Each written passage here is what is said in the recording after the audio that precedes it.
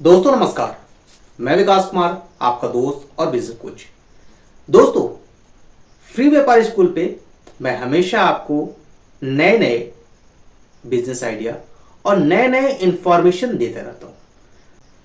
दोस्तों, सभी लोग अपनी बच्चों की पढ़ाई, शादी और उनके भविष्य के लिए कहीं ना कहीं पैसे इन्वेस्टमेंट जरूर करते हैं।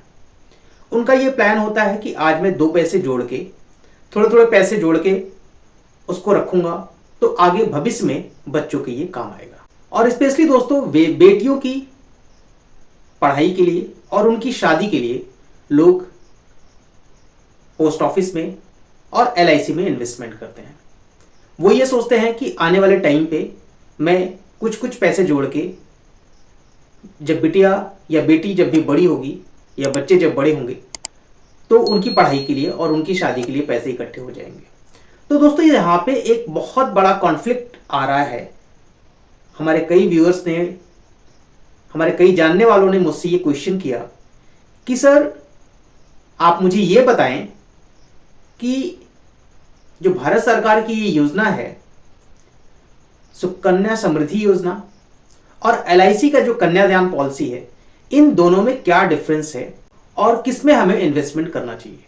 तो दोस्तों, आज मैं आपको यहां पे इस वीडियो में यही बताऊंगा कि इन दोनों में क्या डिफरेंस है, क्या सुकन्या समृद्धि के बेनिफिट्स हैं और क्या एलआईसी के कन्यादान पॉलिसी के बेनिफिट्स हैं। दोनों को हम डिफरेंशिएट करते हैं। साइड में एक लगा हुआ, उसको आप देख भी सकते हैं, मैं उसको डिस्क्राइब भी कर दे रहा हूं। दोस्तों, सुकन्या समृद्धि योजना और एलआईसी के कन्यादान पॉलिसी में जो कुछ मेजर डिफरेंस है, मैं इनको आपसे डिस्कस करूंगा। जो सबसे पहला डिफरेंस है दोस्तों, कि सुकन्या समृद्धि योजना के अंतर्गत आप सिर्फ और सिर्फ लड़कियों का ही अकाउंट ओपन कर सकते हैं, और एलआईसी का जो कन्यादान पॉलिसी है, ये सिर्फ सुनने में या बोलने में कन्यादान दैट इज लड़कियों के लिए है, लेकिन ऐसा कुछ भी नहीं है। इसमें आप लड़कियों और लड़कों सभी बच्चों के लिए, किसी भी उम्र के बच्चों के लिए ये आप करा सकते हैं। दूसरी जो सबसे बड़ी डिफरेंस है दोस्तों, वो ये है कि सुकन्या समृद्धि योजना के अंतर्गत जिस लड़की का या जिस बिटिया का उम्र 10 वर्ष से कम होगा, उन्हीं का ये अकाउंट ओपन हो सकता है। और जो एलआईसी का कन्यादान पॉलिसी है, तो इसमें दोस्तों बच्चों का एलआईसी ना होके बड़ों की एलआईसी होती है, दैट इज उनके पेरेंट्स की एलआईसी होती है, जिनकी उम्र 18 वर्ष से लेकर 50 वर्ष के बीच में होनी चाहिए। तो यहां पे सबसे बड़ा डिफरेंस है, यहां आप अपनी बिटिया के लिए कराते हैं, ठीक है, और एलआईसी में पेरेंट्स दैट इज माता पिता का इंश्योरेंस यहां पे होता है। तो सुकन्या समृद्धि योजना में जब भी मैच्योरिटी होती है, तो वो जो पैसे होते हैं वो बेटी को मिलता है, और एलआईसी के कन्यादान पॉलिसी में ये जो पैसा यहां पे मैच्योरिटी मिलती है, वो किसको मिलती है? पेरेंट्स को, दैट इज माता और पिता को वो पैसे मिलते हैं। सुकन्या समृद्धि योजना के अंतर्गत 15 साल से लेकर 21 साल तक आप पैसे जमा कर सकते हैं मैक्सिमम।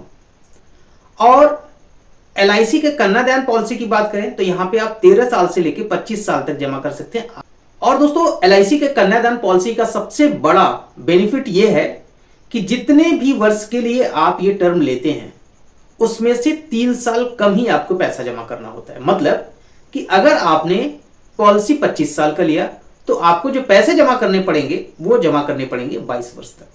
दोस्तों, अब जो मैं बताने जा रहा हूं, ये सबसे इंपॉर्टेंट डिफरेंस है दोनों में, एलआईसी और सुकन्या समृद्धि योजना में। हम सबसे पहले बात करते हैं दोस्तों सुकन्या समृद्धि योजना के बारे में।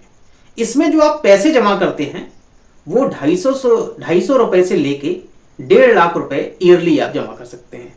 इसमें कोई भी बाउंडेशन नहीं है कि आपको कितना पैसा जमा करना है। 250 रुपए से लेके 1.5 लाख रुपए के बीच में आप कितना भी जमा कर सकते हैं। सबसे बड़ी बात यह है दोस्तों, इसमें कोई आपका एक फिक्स टाइम नहीं होता है कि इस टाइम आपको जमा करने हैं। सपोज दैट कि आज आपके पास पैसे हैं, आज आपने जमा कर दिया, अगले महीने पैसे नहीं है तो आपने नहीं जमा किया, फिर आपके पास पैसे आए तो आपने ज्यादा पैसे जमा कर दिए। बट ये एलआईसी में ऐसा नहीं है। जब आप अपनी पॉलिसी स्टार्ट करेंगे, उसी टाइम आपकी प्रीमियम फिक्स हो जाएगी कि कितनी प्रीमियम जानी है। इसमें थोड़ी सी फ्लेक्सिबिलिटी मिलती है। इसमें आप मंथली कर सकते हैं, क्वार्टरली कर सकते हैं, हाफ ईयरली कर सकते हैं और ईयरली कर सकते हैं। बट स्टार्टिंग से ही ये फिक्स कर दिया जाएगा कि आपको किस मोड में करना है, दैट इज मंथली मोड में करना है, क्वार्टरली मोड में करना है, हाफ ईयरली मोड में करना है या फिर ईयरली मोड में करना है, और जिस डेट को वो पैसे जाने होंगे वो आपको पैसे जमा करने पड़ेंगे। दोस्तों एक डिफरेंस सबसे बड़ा ये भी है कि जब आप सुकन्या समृद्धि योजना के अंतर्गत अकाउंट ओपन कराते हैं तो ये फिक्स नहीं होता है कि मैच्योरिटी के टाइम पैसे कितने मिलेंगे। क्यों? क्योंकि ये डिपेंड करता है कि जो इंटरेस्ट रेट चलता रहेगा उसके अकॉर्डिंग ही आपको पैसे मिलेंगे। कभी इंटरेस्ट रेट बढ़ जाता है, कभी इंटरेस्ट रेट कम हो जाता है, जैसा भी इंटरेस्ट रहेगा, रेट ऑफ इंटरेस्ट रहेगा, उसी के अकॉर्डिंग आपको पैसे मिलेंगे।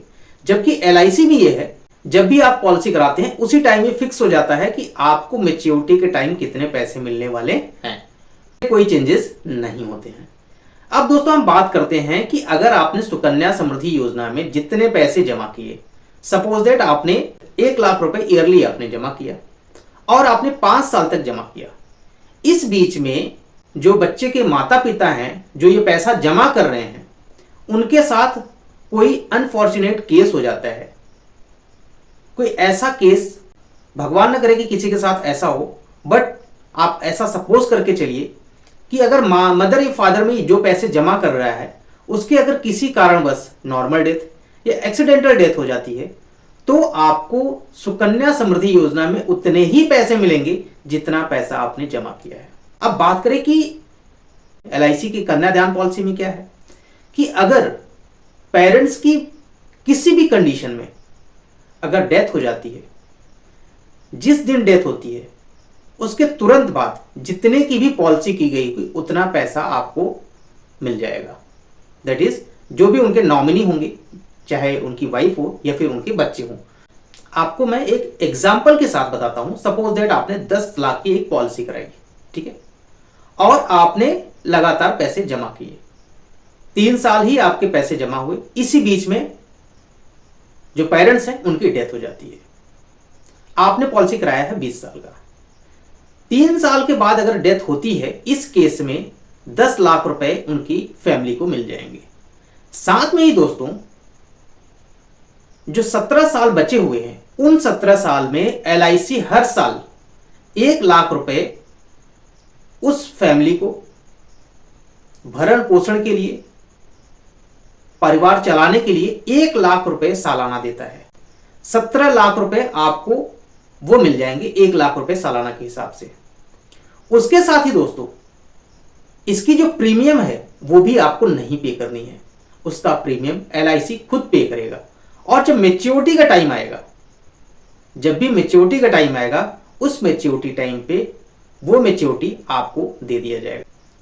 यहां पे दोस्तों पेरेंट्स का एक बीमा भी कर दिया जाता है, जिससे कि ये पूरी तरह से फैमिली बिल्कुल सुरक्षित हो जाती है कि कोई भी केस होगा, अगर नहीं होता है तो आपको सब वो पैसे मैच्योरिटी के टाइम तो मिलेंगे ही मिलेंगे, अगर कोई केस हो जाता है तो उस टाइम आपको इंश्योरेंस का पैसा प्लस जो जिस टाइम डेथ हुई है और मैच्योरिटी तक के टाइम पे जो भी गैप होगा, जैसे मैंने बताया हर साल जितने का भी आप पॉलिसी कराएंगे उसका 10%, दैट इज अगर आपने 10 लाख रुपए का पॉलिसी कराया तो आपको 1 लाख रुपए ईयरली आपको कंपनी देगी, और मैच्योरिटी के टाइम पे जो भी मैच्योरिटी बनती होगी वो मैच्योरिटी आपको मिलेगी। तो दोस्तों यहाँ पे आप खुद डिफरेंशिएट कर सकते हैं, आप खुद समझदार हैं, आप अपने हिसाब से देख सकते हैं कि कौन सा आपके लिए सुटेबल है।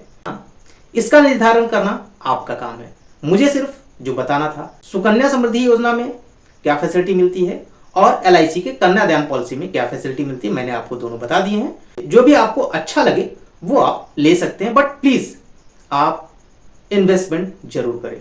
तो दोस्तों ये वीडियो कैसी लगी?